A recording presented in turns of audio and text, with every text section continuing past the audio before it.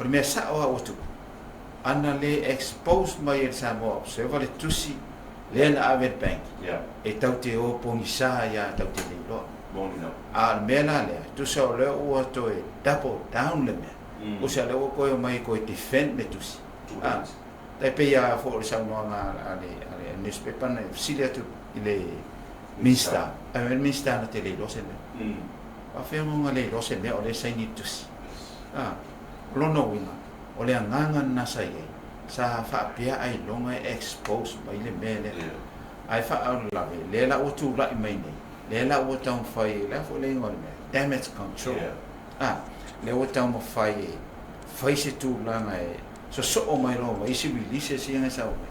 ia o tu ai o masa ale po vai o le mena le te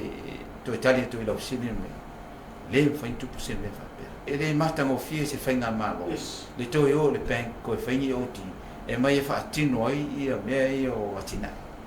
o atina amana o mi er malo se tu pe fa tino ai ana atina yo I fa foi fa tu pe lai fa